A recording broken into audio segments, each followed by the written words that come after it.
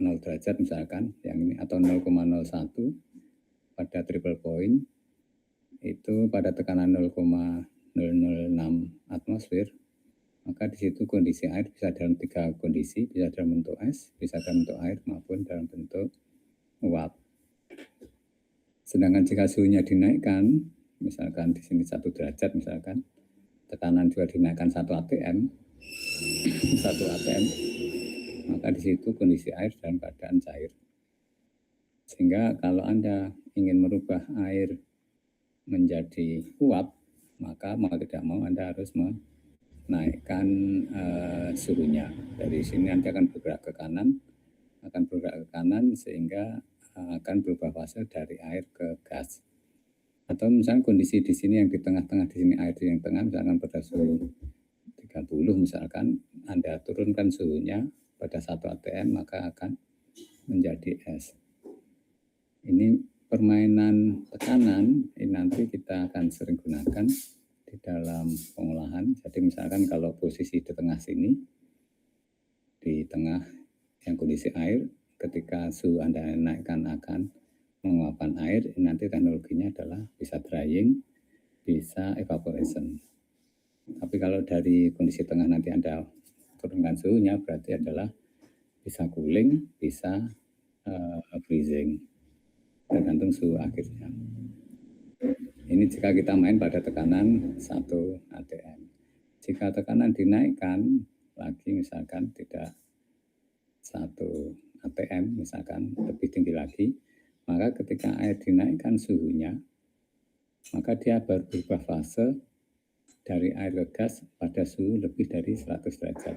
Jadi kalau ini tekanan naik di sini, misalnya dibawa ke kanan, maka pasti suhunya akan lebih dari 100 derajat. Nah, teknologi apa yang seperti itu? Itu teknologi misalkan Anda melakukan proses sterilisasi menggunakan autoclave. Autoclave itu suhunya kan bisa sampai 121. Artinya di situ nanti air bisa berubah jadi uap pada suhu lebih dari 100 derajat atau tekanannya lebih dari 1 atm. Ini adalah pengolahan-pengolahan yang menggunakan tekanan. Tapi Anda juga bisa menurunkan tekanan yang dari 1 atm ini. Nanti Anda turunkan tekanannya di bawah 1 atm. Ketika turun di bawah 1 atm dari posisi yang di tengah sini tadi, maka ketika Anda naikkan suhunya ke kanan, pada suhu di bawah 100 air akan menguap, berubah fase ke kuning. Dari biru ketika suhu Anda turunkan, maka itu bisa berubah fase menjadi es. Jadi kalau yang di posisi yang di sini tadi, ini nanti misalkan dari biru di bawah 1 atm menjadi warna kuning, itu akan terjadi di bawah suhu 100. Itu nanti teknologi yang biasa dipakai misalkan vacuum evaporation ataupun vacuum drying. Jadi vacuum drying itu pasti tekanannya di bawah 1 atm.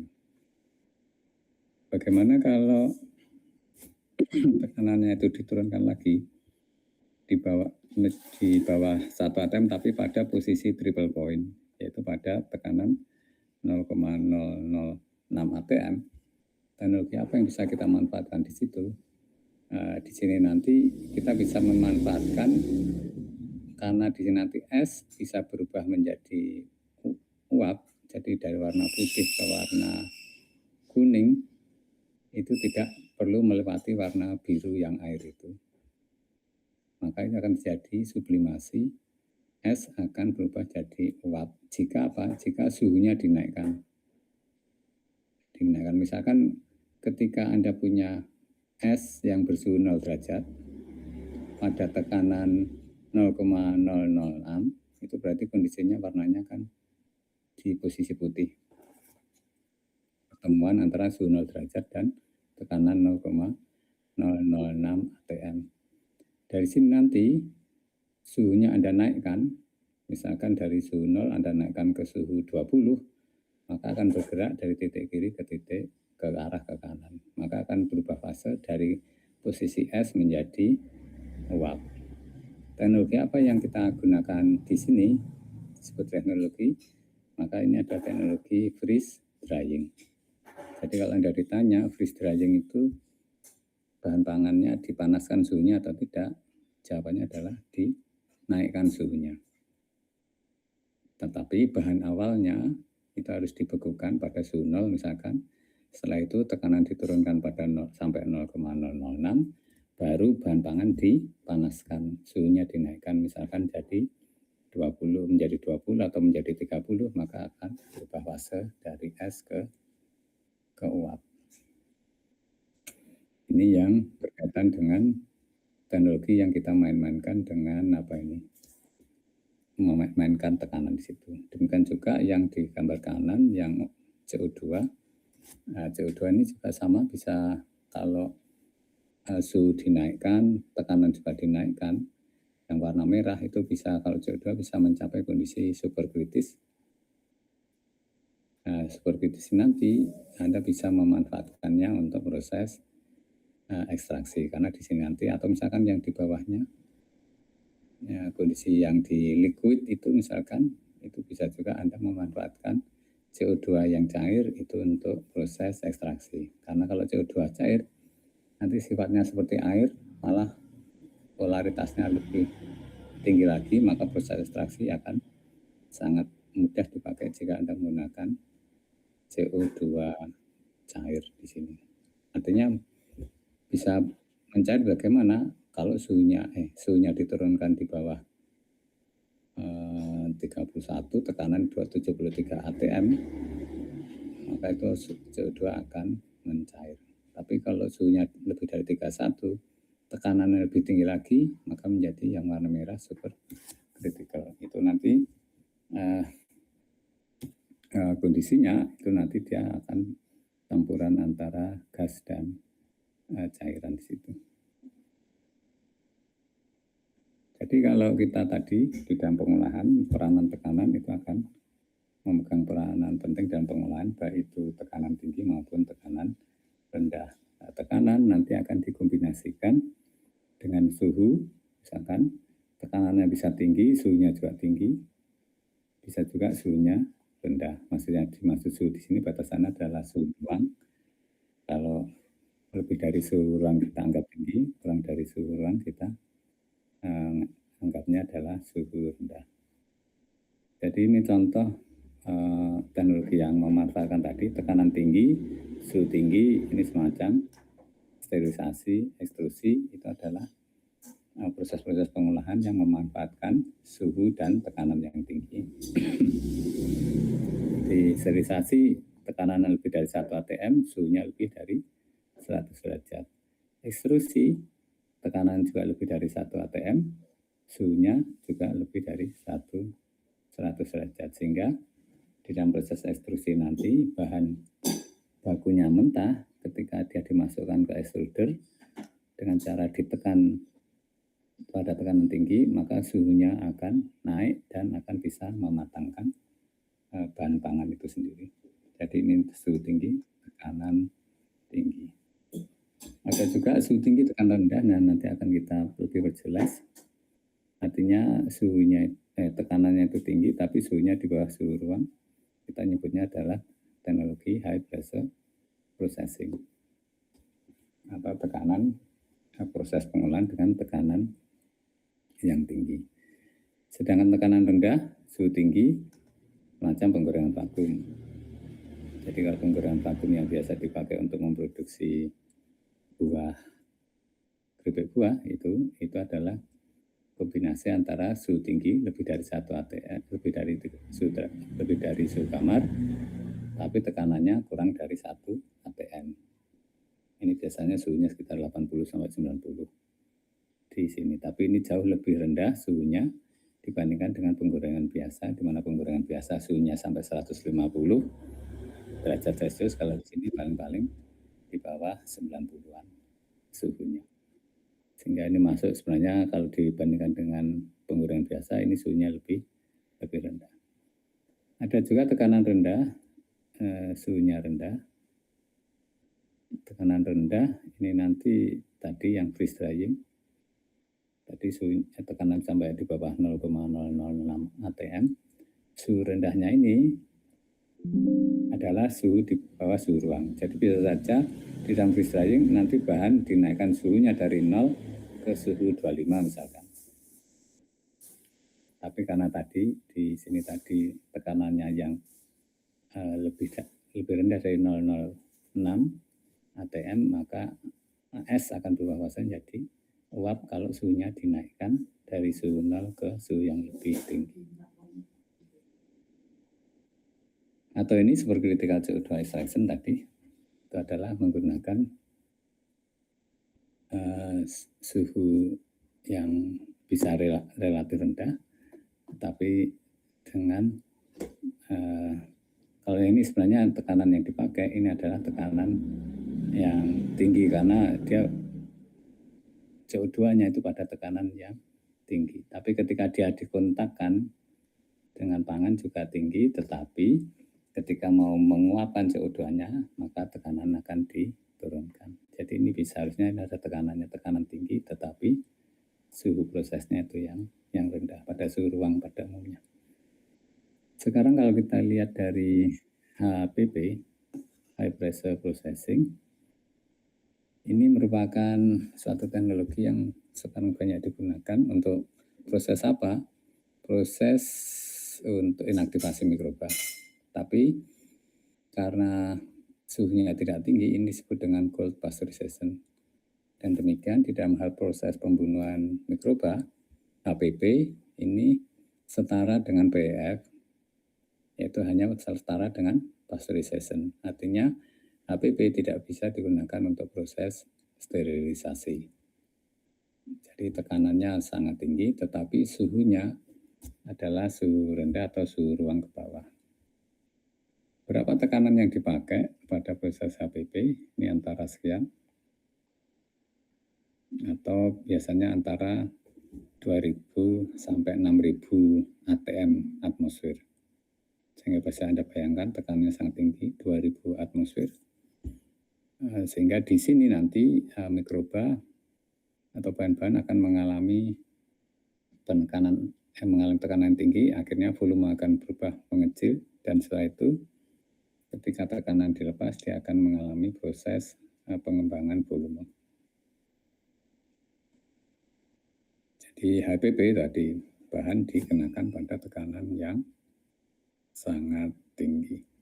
Efeknya apa sih sebenarnya HPP itu di dalam proses, misalnya tadi untuk proses kematian mikroba, kenapa HPP itu bisa inaktivasi mikroba yang bagaimana? Mikroba yang dalam bentuk sel bentuk vegetatif. Yang utama itu adalah terjadinya ini. Yang perlu Anda pegang pokoknya adalah ikatan non-kovalen. Bukan ikatan kovalen. Kalau kovalen, tekanan ini tidak cukup kuat energinya untuk memutuskan ikatan kovalen. Jadi ikatan non-kovalen nanti bisa macam-macam, bisa interaksi hidrofobik, antar gugus hidrofobik dan lain-lain, atau hidrogen seperti itu. Pokoknya yang kita pegang adalah yang non-kovalennya. Dan demikian, ini yang tadi akan bisa melakukan proses inaktivasi pada mikrobanya. Sehingga seperti di sini bisa Anda bayangkan tekanannya yang sangat tinggi, high pressure processing, itu lebih dari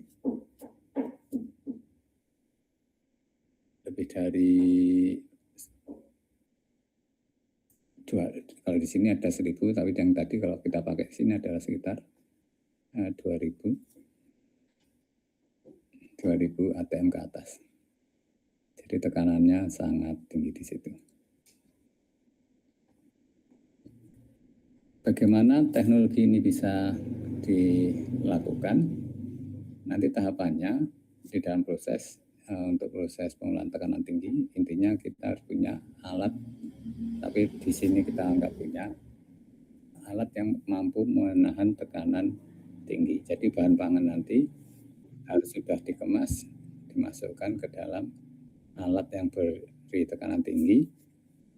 Nah, kemasannya apa? Yang paling bagus ada kemasannya yang sifatnya fleksibel, seperti plastik, botol plastik, atau yang lainnya. Tetapi untuk yang keras ini biasanya kurang cocok, tapi sebenarnya ada beberapa yang masih bisa digunakan untuk HPP nanti. Yang paling banyak dipakai adalah yang sifatnya yang fleksibel, karena kalau fleksibel nanti ketika mendapat tekanan dia bisa menyesuaikan dan bentuknya sesuai dengan tekanan yang diberikan. Jadi bahan dikemas, setelah itu dimasukkan ke dalam alat, alatnya nanti diberi tekanan yang diberikan mulai media apa? Media yang dipakai adalah media air. Kenapa air yang dipilih sebagai media untuk menekan? Karena air termasuk di dalam incompressible liquid atau cairan yang tidak bisa ditekan. Artinya ditekan tuh air ketika ditekan dia tidak berubah volumenya. Tetapi jika media yang Anda pakai menekan adalah minyak misalkan atau oli, maka ketika diberi tekanan dia akan berubah volume. Tapi kalau air ketika mendapat tekanan dia tidak berubah volumenya, sehingga air sangat cocok untuk digunakan media untuk menekan. Nah, nanti seperti ini alatnya misalkan. Jadi ini alat yang dari kiri atas itu bahan sudah dikemas, dimasukkan ke dalam chamber. Setelah masuk ke dalam chamber nanti dimasukkan air. Siapa yang memasukkan air? Nanti ada pompa tekanan rendah memasukkan air ke dalam chamber. Setelah penuh baru pompa tekanan tinggi bekerja. Dan demikian di dalam alat ini nanti ada dua pompa tekanan rendah dan pompa tekanan tinggi. Pompa tekanan rendah tugasnya memasukkan air. Setelah penuh maka pompa tekanan tinggi akan bekerja untuk memberikan tekanan kepada air yang ada di dalam chamber tadi. Sehingga di dalam wadah ini nanti bahan pangan akan ditekan, setelah itu air dilepas, dikeluarkan, maka bahan akan kembali ke semula. Artinya ketika ada tekanan dia akan berubah volumenya bahan pangannya, maka ketika tekanan dilepas dia akan mengembang lagi sesuai dengan aslinya. Tapi nanti juga bergantung pada sifat pangan. Jadi ketika dia berubah volume dari kecil dan mengembang, itu yang salah satunya bisa melepas ikatan non-kovalen tadi.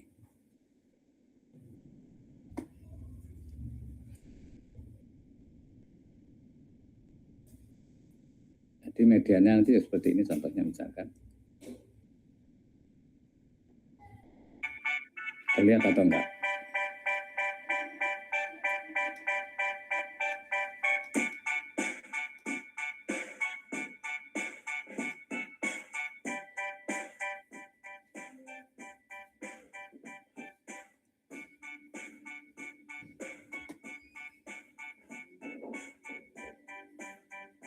Nah, ini bisa Anda lihat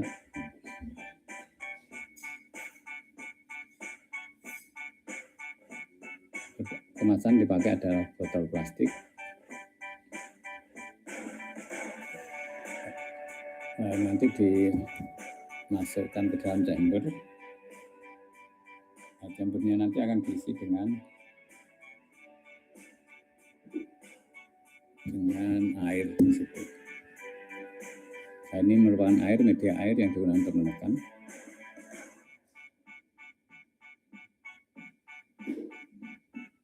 Nah, ini Anda lihat di situ bahan-bahannya yang sudah dikenai tekanan. Ternyata yang jika nggak ada isinya, maka kemasan itu akan rusak. Tapi kalau ada headspace-nya, ada bahannya, maka kemasan tidak rusak di sini. Jadi prinsip yang dipakai adalah adanya media air di sini. Jadi di sini nanti ada media air yang digunakan untuk menekannya.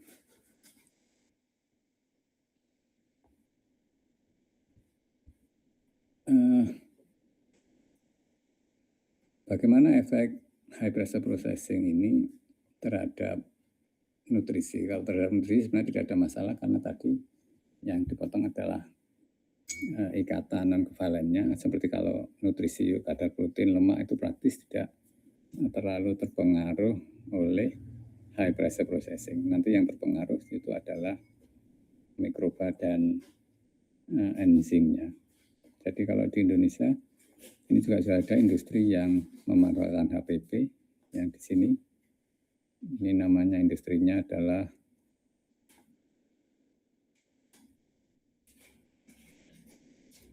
PT Sewu Sentral Primatama. Biasanya disebut dengan Sewu Primatama atau Gunung Sewu biasanya yang sekarang namanya digunakan. Sejak tahun 2018 dia sudah menggunakan HPP untuk proses produk-produk yang seperti ini. Ini produknya mereka yang diproses menggunakan high pressure processing. Jadi levelnya adalah selevel pasteurisasi. Efeknya terhadap mikroba itu seperti apa? Ya tadi mikroba di dalam hidupnya itu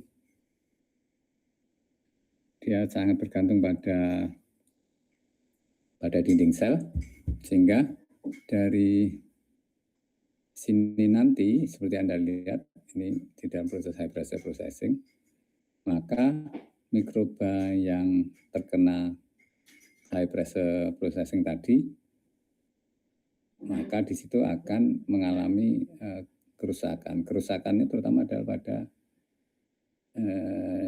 dinding selnya, terutama akan meningkatkan permeabilitas dinding sel dengan adanya tekanan yang tinggi tadi. Ketika dinding sel berubah permeabilitasnya, maka seperti yang Anda lihat di dalam gambar ini, jadi ada terjadi leaching ataupun keluarnya komponen yang ada di dalam sel keluar sel, atau bisa juga ketika tekanan dilepas nanti air itu yang dari luar bisa masuk ke dalam sel. Jadi jika airnya terlalu banyak itu akan mengganggu keseimbangan cairan di dalam selnya sendiri. Tetapi jika tekanannya tidak terlalu besar, artinya mikroba masih sanggup, maka kerusakan dinding sel tersebut tetap bisa dipulihkan atau mikrobanya bisa recovery, bisa kembali normal, dan demikian nanti tekanannya itu harus cukup tinggi, tekanan dan waktunya untuk menghancurkan atau merusak dinding sel yang ada. Jadi tadi pada HPP nanti eliminasi mikroba maupun enzim juga akan terjadi, terutama di mana tadi di interaksi ataupun ikatan-ikatan non kovalennya. Nah, seperti ini kalau untuk mikroba, Anda lihat di sini misalkan hipotesa yang dipakai dengan adanya HPP itu bisa merusak DNA replication atau transcription. Nah, kalau DNA replication-nya rusak, tentunya itu akan merusak atau bisa menginaktivasi mikroba. Denaturasi protein dan enzim ini di mana denaturasi terjadi di mana di interaksi non kovalennya. Misalkan di protein maupun enzim kan ada interaksi hidrofobik misalkan, ataupun di situ nanti ada jembatan hidrogen antar gugusnya. Nah itu nanti dia akan diputus oleh tekanan tinggi ini. Kalau dinding selnya mengalami solidifikasi akan lebih mengeras dan merubah permeabilitas, dan itu nanti akan membuat kerusakan, kebocoran pada dinding sel yang akhirnya bisa membuat kematian. Kalau spora tentunya ini tidak dapat diinaktivasi dengan HPP, maka mau nggak mau harus dikombinasi dengan biasanya suhu tinggi, tekanan tinggi dan suhu tinggi. Jadi inaktivasi karena adalah pemutusan interaksi non kovalen atau ya, ini merupakan biasanya ikatan-ikatan yang lemah. Kalau ikatan kovalen ada ikatan yang sangat kuat. Ini efek pada protein dan enzim seperti yang dijelaskan tadi. Ini sebenarnya ikatan hidrofobik maupun interaksi elektrostatik. Yang utama ada di situ. Jadi kalau misalkan hidrofobiknya itu, ikatan hidrofobiknya lepas, kalau ada protein misalkan, maka protein tersebut akan bisa berinteraksi dengan molekul protein yang lain yang menghasilkan efek denaturasi, terutama dalam bentuk koagulasi. Jadi misalkan nanti di sini Anda mau melihat dan telur mentah ketika diberi tekanan tinggi, apa yang terjadi? Pasti akan terjadi denaturasi protein di situ. Atau seperti ini misalkan.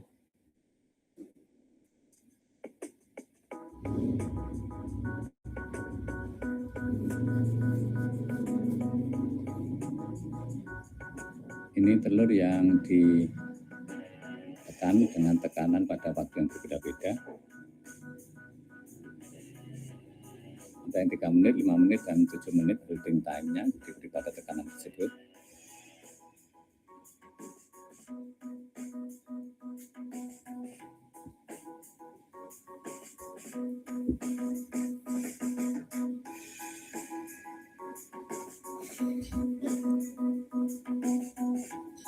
Anda lihat di situ mulai terbentuk 3 menit mulai terkoagulasi putih telurnya.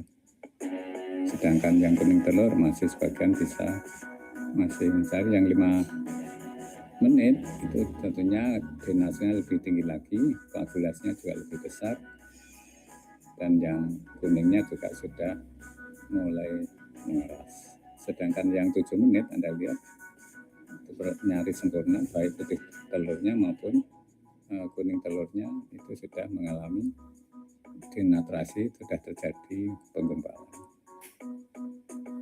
Jadi dengan dari gambar ini Anda bisa simpulkan bahwa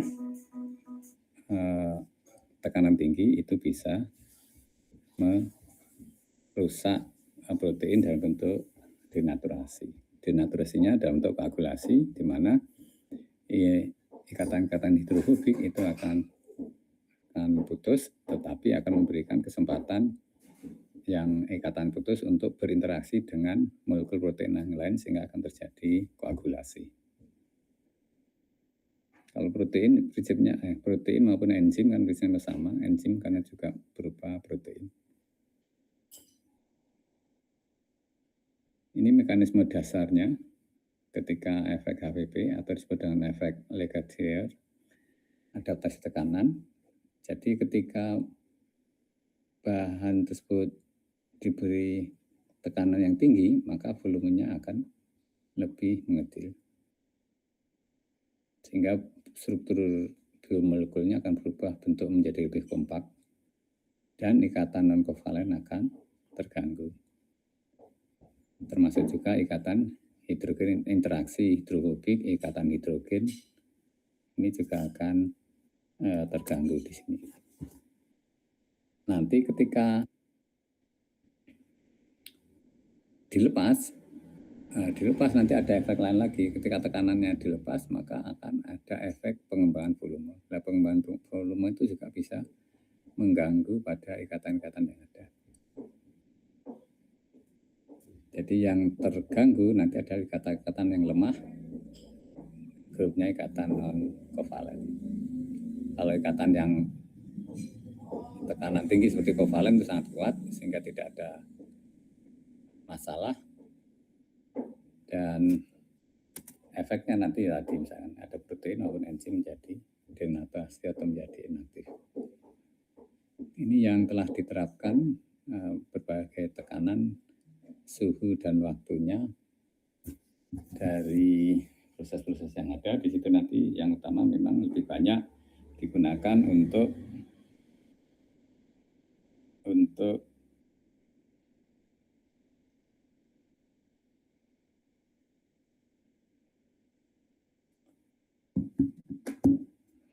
untuk proses pembunuhan mikroba yang ada.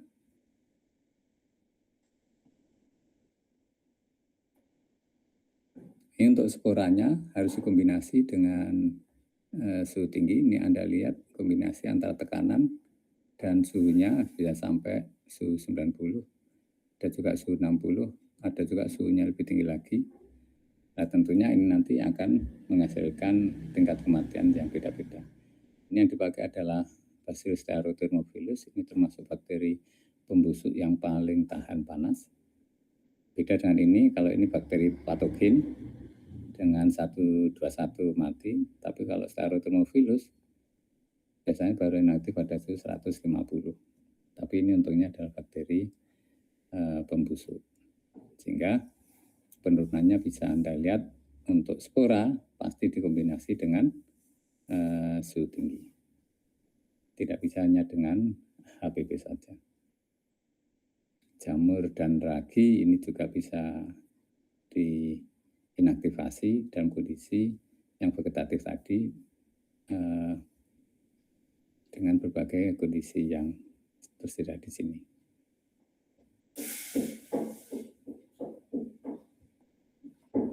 Ini alatnya nggak perlu.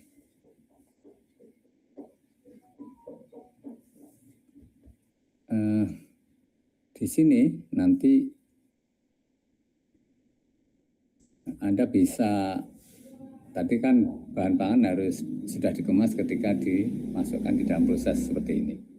Tapi sebenarnya bisa juga pasteurisasi itu dilakukan tanpa dikemas. Asalkan apa? Asalkan produknya adalah berupa pangan yang banyak airnya, semacam sari buah atau jus buah, itu banyak airnya, maka Anda bisa memanfaatkan sifat airnya untuk menekannya. Artinya air yang digunakan sebagai media penekan itu nanti Anda ganti dalam bentuk sari buah. Sehingga sari buah dimasukkan, dipompa ke dalam chamber tadi yang belum dikemas, maka tekanannya itu bisa ditinggikan, maka di situ juga akan terjadi inaktivasi mikroba pada tekanan tinggi. Tapi kalau dilihat ini memang sebagian besar yang paling mudah adalah bahan pangan tersebut sudah dikemas. Ini untuk yang high pressure processing. Jadi ini adalah ilustrasinya ketika diberi tekanan tinggi. Gambar yang kiri ini adalah kondisi normal dan mana ada membran sel di dalam membran itu nanti juga ada fosfolipidnya. Ketika diberi tekanan, Anda lihat yang di tengah ini, diberi tekanan, maka dia akan berubah volumenya, akan mengecil. Anda lihat interaksi yang di bawahnya. Setelah tekanan dilepas, ini akan terlepas interaksi antara gugus asam-asam lemak yang ada yang merupakan sifatnya hidrofobik yang ada di bagian tengah, ini akan terlepas seperti ini, menghasilkan efek perubahan permeabilitas dinding sel. Salah satu lagi teknologi yang menggunakan tekanan di sini adalah penggorengan vakum. Ini tekanannya rendah di bawah 1 atm, tapi suhunya masih relatif tinggi, yaitu 80 sampai 90 derajat Celcius. Ini berbeda dengan penggorengan biasa, di mana penggorengan biasa suhunya adalah 150, kalau ini adalah di bawah suhu 100 derajat. Nah, efeknya nanti apa di situ? Yang jelas kalau di penggorengan vakum ini nanti kebanyakan lebih banyak difungsikan untuk menguapkan air dari bahan pangan tersebut.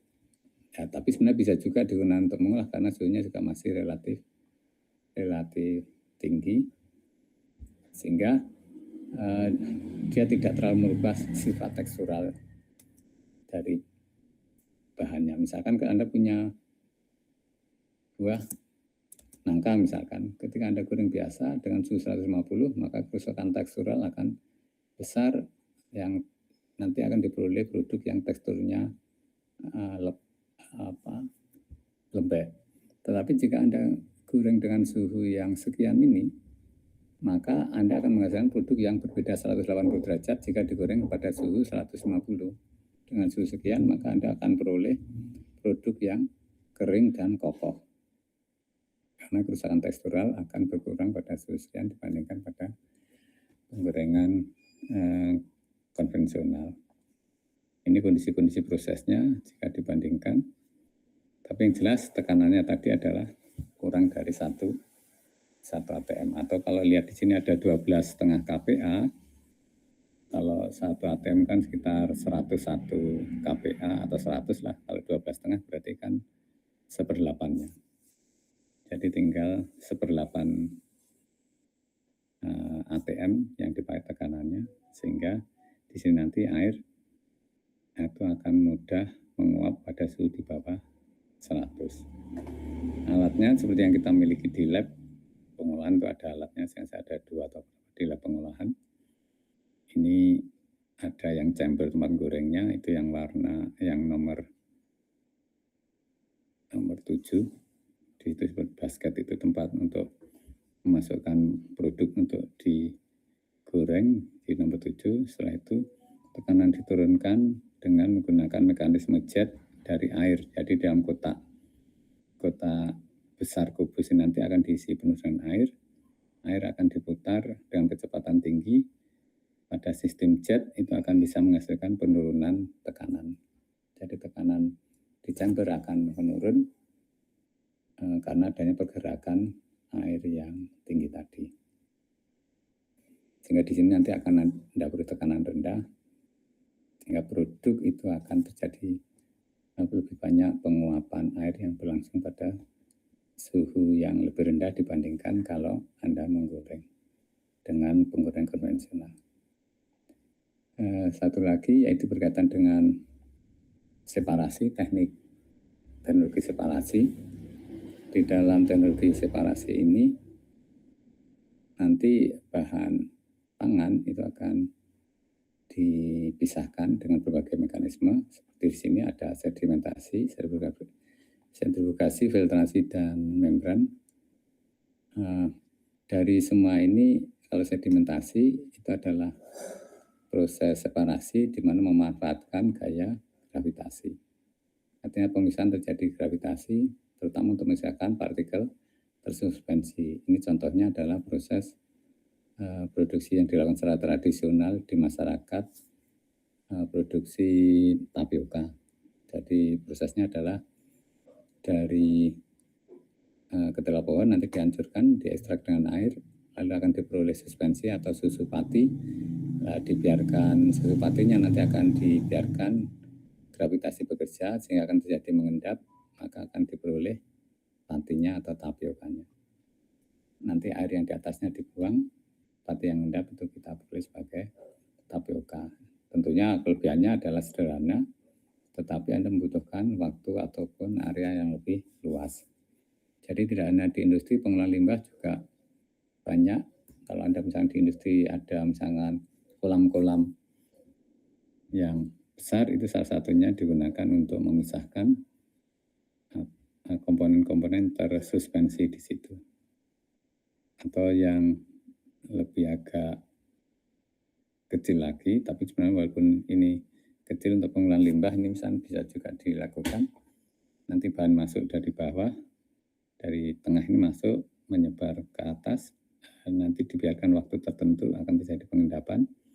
Ketika bahan mengendap ada di bawah, nanti akan diputar oleh alat yang bagian pengaduk bagian bawah ini akan mengarah pada kolom yang di kiri, bagian yang collecting sludge itu atau tempat untuk mengoleksi lumpur di sini. Nah, lumpur ini adalah partikel tersuspensi yang ada di limbah.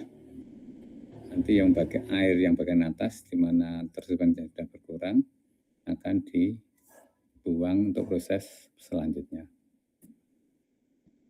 Jadi ini banyak dilakukan di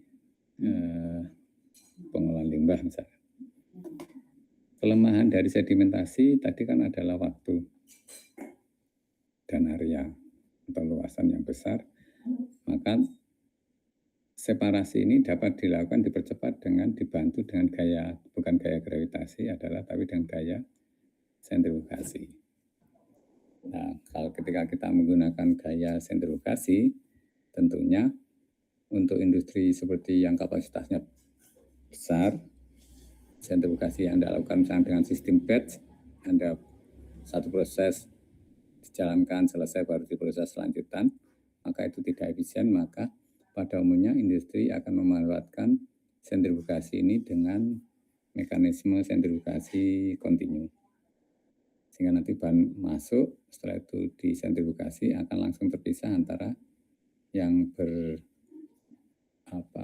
densitas tinggi dan yang berdensitas rendah. Contohnya seperti ini alatnya. Jadi dari contoh ini nanti ada bagian yang berputar, adalah yang di tengah nanti bahan masuk dari tengah, nanti akan di dasar akan menyebar ke kiri dan ke kanan karena bentuknya dibuat seperti itu. Di bagian yang berputar, kalau yang bagian luar ini, yang kotak, yang garis tebal luar itu dia tidak berputar, itu ada casingnya. Sedangkan yang bagian yang berputar adalah yang seperti bentuk Y yang terbalik, itu adalah bagian yang berputar. Di situ nanti ada kisi-kisi atau sudut-sudutnya seperti sirip-sirip. Sirip-sirip nanti fungsinya untuk apa? Dia untuk memisahkan antara partikel yang densitas tinggi dan densitas yang lebih rendah. Jadi Anda lihat di sini, yang densitasnya tinggi akan terlempar lebih jauh, akan ada di pinggir alat yang berputar. Sedangkan densitas yang lebih rendah ada di posisi di tengah, dekatnya as. Karena ini prosesnya kontinu, bahan yang dari atas itu masuk terus, maka di sini nanti akan keluar di bagian kiri dan kanan. Yang kanan disebut dengan sintret. Sintret itu adalah yang lebih densitasnya lebih ringan, sedangkan konsentratnya yang lebih padatan, yang lebih ke kiri.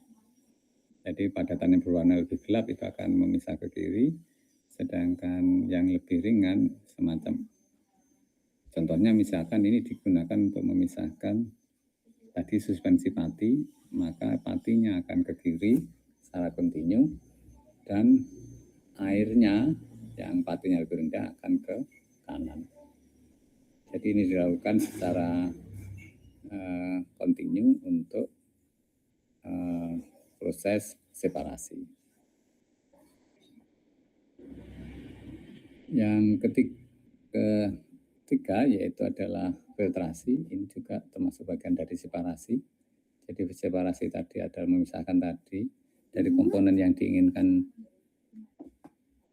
dari suatu bahan terhadap komponen yang tidak diinginkan. Bisa dilakukan tadi sedimentasi, lalu sentrifugasi, dan bisa juga dengan filtrasi. Kalau filtrasi itu adalah teknologinya bahan dilewatkan pada media berpori, di mana partikel-partikel yang diameternya lebih besar dari ukuran pori akan tertahan di filter, sedangkan yang ukurannya partikelnya lebih rendah, lebih kecil dari pori akan menembus pori. Bahan yang tertahan di filter itu nanti disebut dengan filter cake. Filter cake kalau di sini seperti gambar yang di kanan itu adalah filter cake, adalah komponen-komponen yang ukurannya lebih besar dari ukuran pori dari filter itu sendiri. Di situ nanti dia akan tertahan dan akan bertindak sebagai penghambat atau tahanan dari komponen yang akan menembus pada filternya. Semakin tebal filter cake-nya, artinya semakin besar tahanannya, maka Anda membutuhkan tekanan yang lebih tinggi untuk bisa melakukan proses filtrasi. Dan demikian ketika filter cake itu sudah dianggap terlalu besar, menghambatnya terlalu besar, maka biasanya dilakukan proses pencucian untuk mengurangi ketebalan dari filter cake-nya itu. Karena kalau tidak begitu, proses filtrasi akan menurun lajunya.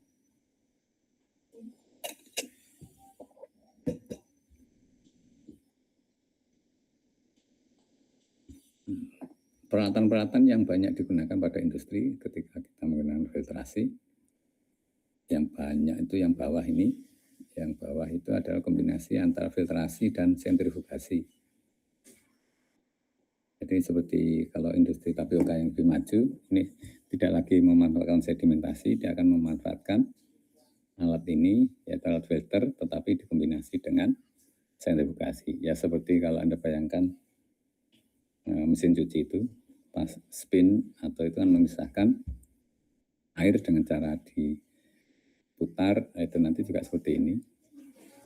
Jadi di bagian kiri nanti akan di bagian pinggir dari alat yang berputar seperti mesin cuci itu akan diberi filter kain yang tebal untuk menahan partikel-partikel tersebut. Sehingga ketika diputar nanti partikel pati akan tertahan di kainnya, sedangkan air itu akan keluar sebagai filtrat keluar dari mesin cucinya atau mesin filtrasinya. Cake-nya atau filter cake yang terbentuk itu merupakan pati yang diinginkan. Jadi banyak digunakan pada industri seperti tadi, tapioka yang lebih maju supaya proses sedimentasi atau pemisahan pati berlangsung lebih cepat. Atau yang di tengah ini adalah vakum filter menggunakan drum. Anda bayangkan situ drumnya nanti di dalam drum itu diberi lapisan filter. Di bagian tengah drum itu dihisap sehingga tekanan di dalam drum adalah kurang dari 1 atm. Drum berputar, nanti akan masuk di dalam bahan yang di filter. Ketika masuk dia akan menghisap cairannya dan cake itu akan terbentuk di filternya. Nanti bergerak ke atas, setelah itu di bagian kiri scraper itu akan men-scrub cake yang terbentuk di atas filternya itu. Kalau yang atas itu adalah frame, filter frame, yaitu dengan menggunakan frame atau rangka, di mana di dalam rangka itu diberi filter sehingga di situ bahan akan dilewatkan di antara frame dan ditekan sehingga akan diperoleh bahan yang difiltrasi. Jadi frame-nya itu seperti ini. Plate-nya, filter frame-nya yang tengah. Nanti dari sini akan dilewatkan yang mau difiltrasi sehingga dia akan menembus filternya dan akan mengumpul jadi satu. Jadi satu satuannya seperti ini filter frame. Filter cloth-nya itu ada di sini sehingga nanti bahan bisa masuk dari bawah bergerak ke atas, nanti akan melewati filter cloth di sini, nanti akan mengumpul ke atas, dikumpulkan sebagai filtrat. Filter cake-nya terbentuk di antara celah-celah di filternya itu. Ini yang dalam bentuk, ini juga banyak digunakan di industri plate and frame filter. Kalau realnya seperti ini, nanti dia akan ditumpuk-tumpuk banyak frame-nya dan di situ ada filternya sehingga akan dilakukan proses filtrasi secara kontinu. Seperti ini juga, ini rangkaiannya juga sudah terpasang setelah. Nanti untuk mencucinya bisa di backwash ataupun dibongkar, dilepas satu-satu. Kalau di backwash berarti alirannya dibalik, yang ini filter di atas kan, nanti filtrat ini diganti dengan air pencuci, dimasukkan berbalikan arah ke dalam, nanti feed yang masuk itu akan air keluar sebagai air yang kotor yang membawa kotoran dari filter tersebut. Ini yang vakum, rotary vakum drum filter tadi seperti ilustrasi, alatnya besar seperti ini. Cake yang terbentuk nanti ada di bagian luar drum, karena di bagian luar drum ini ada filternya.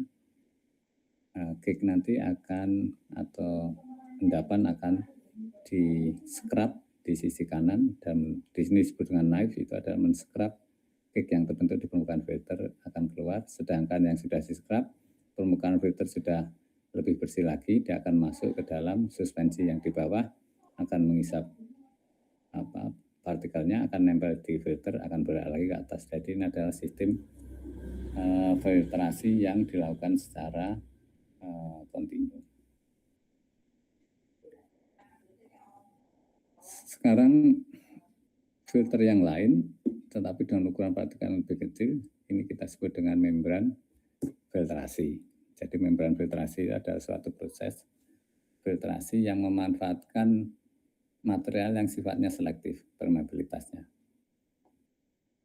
Jadi tidak hanya berdasarkan ukuran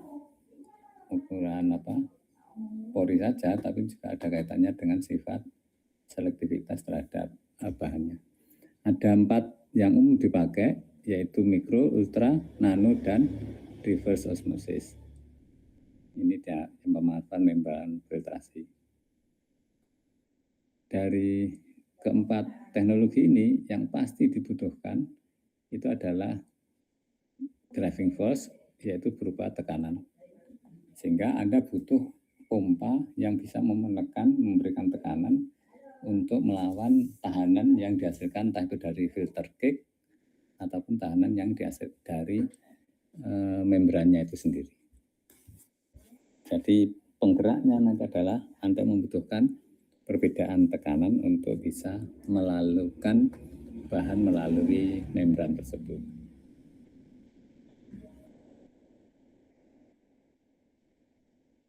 Apa beda keempatnya? Nanti Anda bisa lihat di sini.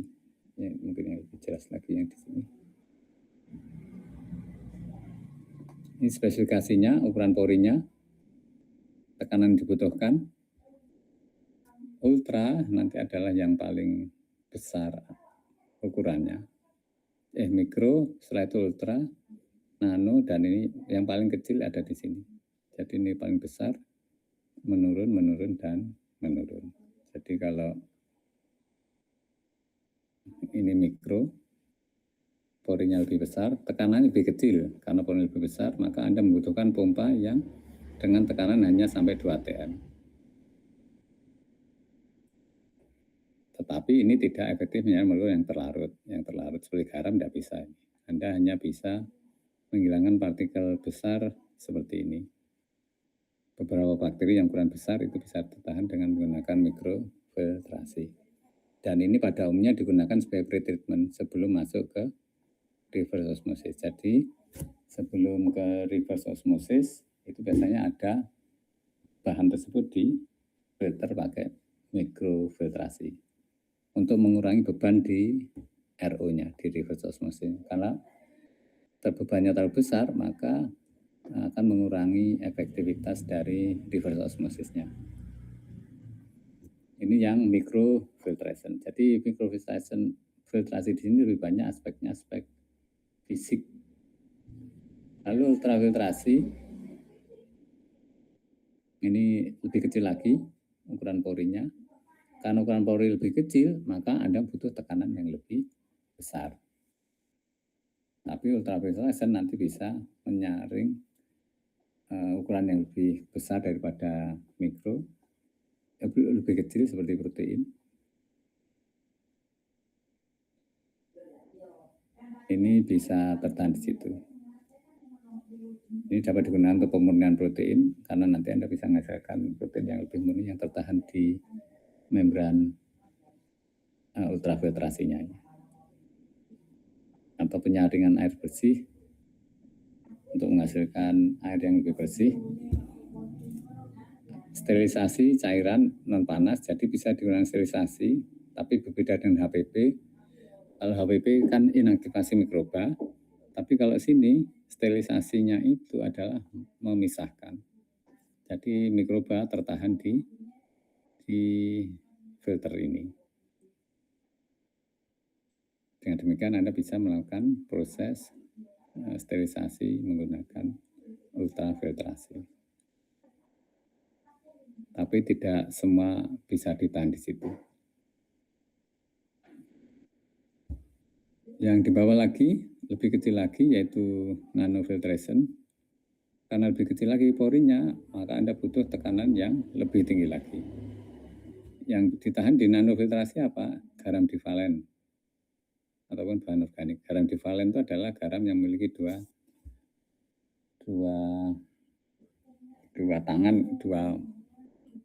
kutub itu dua ion, semacam misalkan garam CaCl2 itu divalen, CaCl2, CaSO4 itu kan divalen atau valensinya adalah 2. Itu akan tertahan di sini, sehingga misalkan Anda ingin melakukan proses pelunakan air nanti kan ada air yang disebut dengan air sadah, ada yang tidak sadah. Kalau air sadah itu banyak mengandung garam dari unsur Ca dan Mg, semacam CaCl2, CaSO4, MgSO4, MgCl2 dan lain-lain.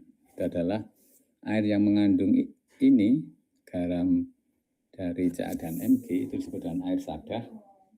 Air sadah nanti kebanyakan kalau dibuat untuk proses pengolahan akan mempengaruhi alat dan mempengaruhi produk akhirnya. Mempengaruhi alatnya nanti ini akan kalau dipanaskan kan membentuk kerak pada dasar bejana tempat pemanasan, akan menghambat proses pindah panasnya.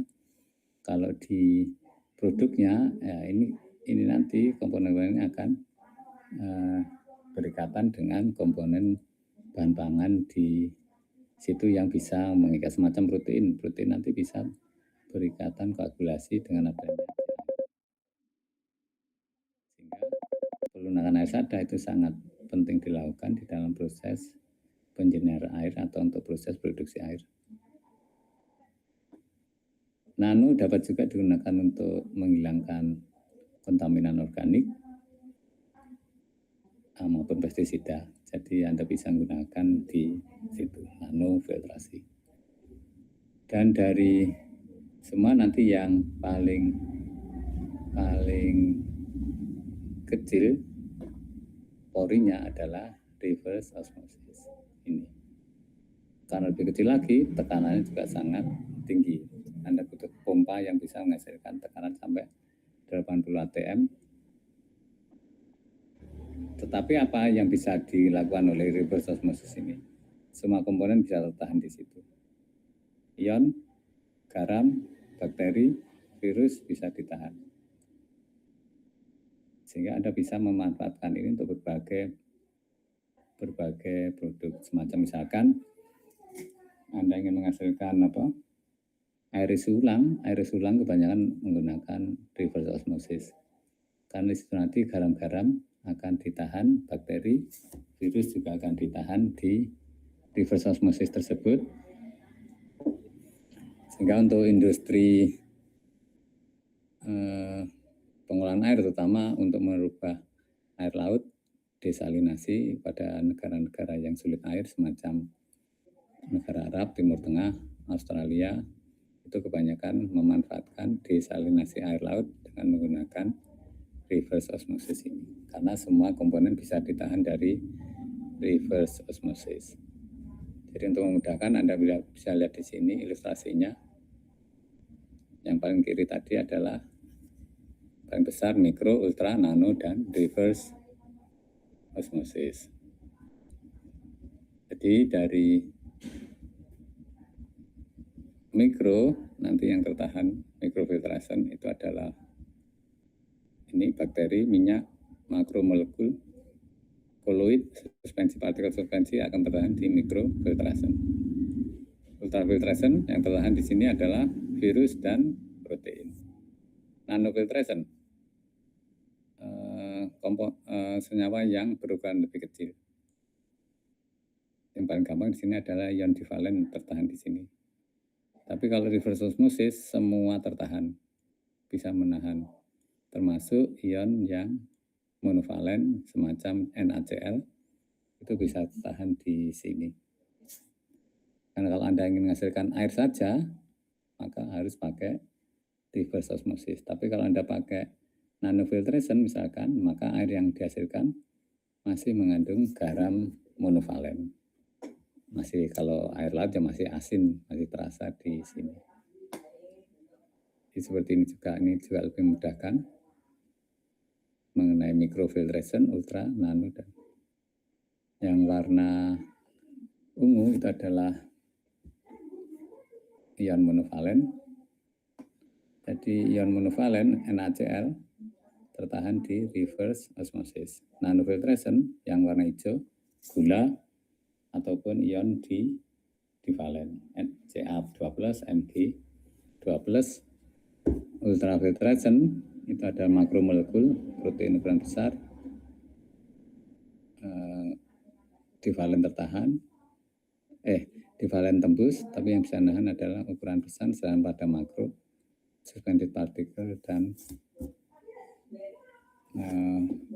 partikel yang berukuran besar lainnya.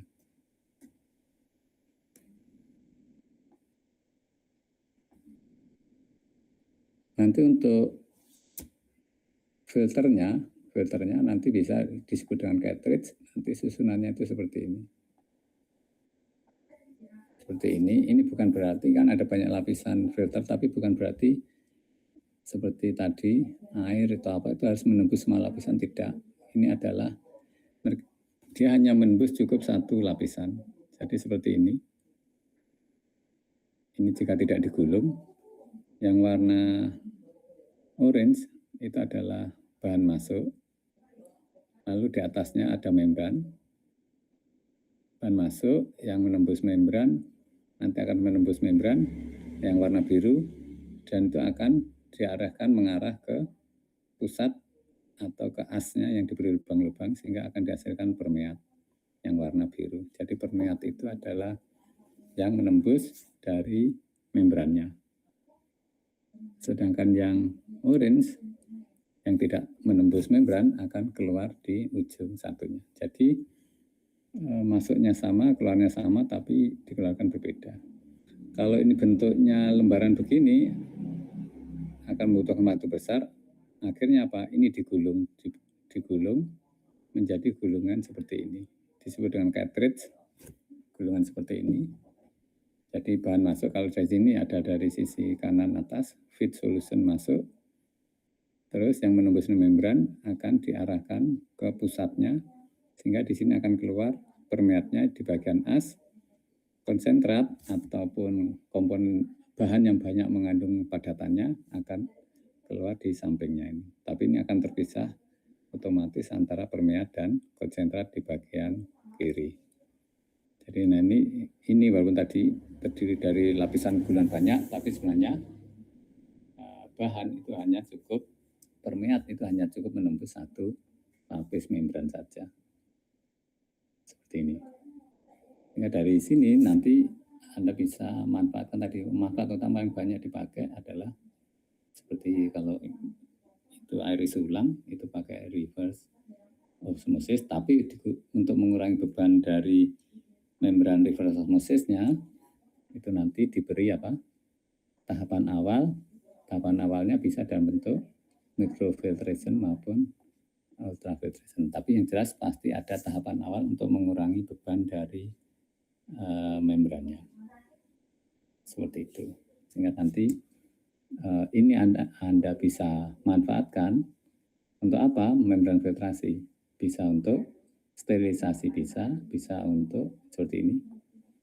Membran filtrasi bisa Anda gunakan untuk sterilisasi, termasuk juga bisa Anda gunakan untuk pemekatan atau menghasilkan konsentrat. Kalau Anda menghasilkan konsentrat, berarti kan Anda tinggal main di sini. Misalkan ini, Anda ingin menghasilkan konsentrat jus misalkan. Jus yang airnya lebih sedikit sehingga padatannya, total padatan lebih tinggi. Nah, kalau seperti itu Anda bisa memanfaatkan apa? Ya, paling tidak kalau Anda konsentrat, di mana konsentrat itu banyak mengandung gula misalkan, maka Anda bisa pakai nanofiltration misalkan. Tapi misalkan Anda reverse gimana ya nggak masalah. Tapi kalau Anda pakai reverse, Anda butuh energi yang lebih besar. Karena kalau Anda pakai reverse, semua padatan termasuk garam akan tertahan di sini. Tapi misalkan di dalam minuman tersebut tidak diinginkan adanya garam, maka akan lebih bagus Anda pakai nano filtration sehingga akan diperoleh pegatan. Tapi kalau tadi misalnya saya ingin menghasilkan airnya saja, ya berarti reverse osmosis. Anda ingin melakukan proses ditujukan untuk sterilisasi, memisahkan mikroba, maka mau tidak mau paling tidak Anda menggunakan seperti ini sampai ultrafiltration. Karena virus, bakteri akan tertahan di ultrafiltration. Seperti itu. Ini nanti teknologi-teknologi ini yang perlu Anda gunakan untuk memanfaatkan atau kepulan dengan kebutuhan bahan. Jadi yang dimaksud dengan tekanan nanti ada seperti ini. Jadi kalau misalkan ini ada dipisahkan membran antara air garam dan air murni yang bagian kiri, maka jika tidak diberi tekanan, maka air yang di bagian kanan akan ditarik oleh air garam. Sehingga tinggi permukaan air garam lebih tinggi daripada air murninya. Nah, untuk itu Anda butuh tekanan, pompa yang memberi tekanan tinggi tadi, seperti yang di kanan. Ketika ujung permukaan biru itu Anda beri tekanan tinggi, maka Anda akan memaksa air bergerak untuk menembus membrannya ke arah kanan. Sehingga di sini Anda bisa memisahkan. Jadi yang dimaksud butuh tekanan tadi itu adalah seperti ini yang di kanan. Jadi itu yang akan dilakukan oleh pompa dengan tekanan yang tinggi. Pakai reverse osmosis itu lebih tinggi dibanding nano lebih tinggi daripada ultra lebih tinggi daripada microfiltration. Sehingga ini nanti fungsi dari microfiltration sehingga Anda bisa memanfaatkan untuk berbagai hal.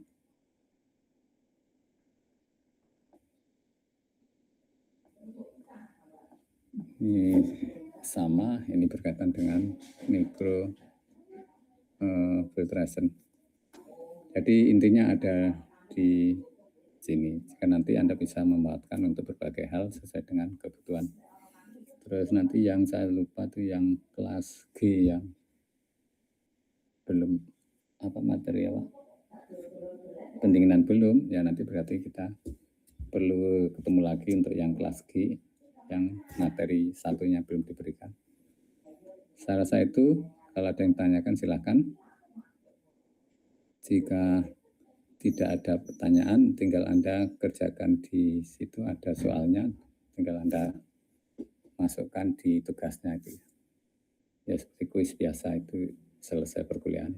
Nanti untuk yang kelas G yang ikut di sini ya tinggal dimasukkan di kelasnya masing-masing. Di situ ada tempat untuk mengumpulkan tugas. Tinggal Anda jawab aja A atau B.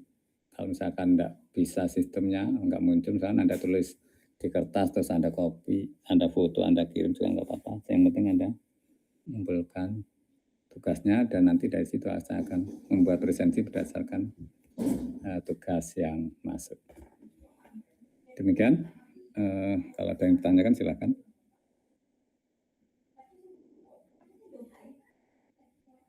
Oke, kalau nggak ada terima kasih. Silakan nanti itu dikerjakan, hanya ada 12 soal pilihan ganda, tinggal Anda